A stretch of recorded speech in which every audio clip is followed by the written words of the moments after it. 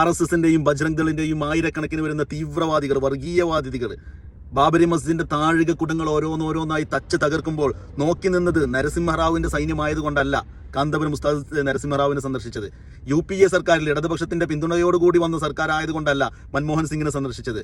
ഗുജറാത്തിന്റെ തെരുവോരങ്ങളിൽ ആയിരക്കണക്കിന് പേരെ കൊന്നൊടുക്കിയ ഗുജറാത്തിന്റെ മുൻ മുഖ്യമന്ത്രി ആയതുകൊണ്ടല്ല നരേന്ദ്രമോദിയെ സന്ദർശിച്ചത്.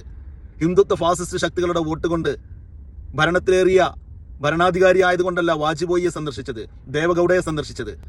അപ്പോൾ പിന്നെ ഈ നരേന്ദ്രമോദിയെ സന്ദർശിച്ചു എന്ന് പറഞ്ഞ് കടന്ന് കരയുന്ന കുഞ്ഞാടുകൾ, ജമാഅത്തെ ഇസ്ലാമി, വഹാബി, എസ്പെഷ്യലി മറ്റെല്ലാം പിന്നെ രാഷ്ട്രീയമാണെന്ന് വിചാരിക്കാം. അപ്പോൾ കരയുന്ന കുഞ്ഞാടുകളോടാണ് കരച്ചോ ഒന്ന് നിർത്ത്, ഇങ്ങനെ കടന്ന് നിലവിളിക്കല്ലേ.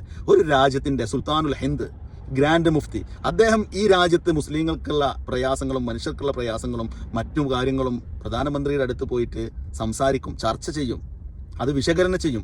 അതിൽ വരുന്ന വിമർശനങ്ങളെ ആത്മവിമർശനം കൊണ്ട് നരേന്ദ്രമോദി എന്ന് പറയുന്ന ഹിന്ദുത്വ ഫാസിസ്റ്റുകളുടെ വോട്ട് കൊണ്ട് മാത്രം പ്രധാനമന്ത്രിയായ നരേന്ദ്രമോദിക്ക് എന്തെങ്കിലും ആത്മവിമർശനം ചെയ്യണമെങ്കിൽ ആയിക്കോട്ടെ, നിങ്ങൾക്ക് എന്താണ് ബുദ്ധിമുട്ട്? അത് ശരി, പിന്നെ പ്രധാനമന്ത്രി എന്തോ ചെയ്യട്ടെ, ചെയ്യുന്നെല്ലാം ചെയ്യട്ടെ, നമ്മൾ മിണ്ടാണ്ടിരിക്കുക, അങ്ങനെയാണോ? അല്ല, നമുക്ക് ചെയ്യാൻ കഴിയുന്ന, കയറി ചെല്ലാൻ കഴിയുന്ന ഇടങ്ങളിലെല്ലാം കയറി ചെല്ലുക, നമ്മളെ കൊണ്ട് കൊടുക്കാൻ കഴിയുന്ന ഉപദേശ നിർദ്ദേശങ്ങൾ കൊടുക്കുക. അല്ലാണ്ട് നരേന്ദ്രമോദിയോട് ഐക്യം പ്രകടിപ്പിക്കാനല്ലല്ലോ പോയത്. നരേന്ദ്രമോദിക്ക് ഇലക്ഷൻ പ്രചരണത്തിന് വേണ്ടി സിന്ദാബ് വിളിക്കാനല്ലല്ലോ പോയത്, BJPയുടെ സമ്മേളനത്തിലല്ലോ പോയത്. ഇന്ത്യൻ ഗ്രാൻഡ് മുഫ്തി ഇന്ത്യൻ പ്രധാനമന്ത്രിയെ കാണാൻ പോയി. അതിനെന്തിനാ നിങ്ങൾക്ക് ഇത്ര ചൊറിച്ചില്? ഇന്ത്യൻ ചരിത്രത്തിൽ ഏറ്റവും വലിയ വിഘ്നമായിട്ട് നിൽക്കുകയാണ് ബാബരി മസ്ജിദിന്റെ തകർച്ച.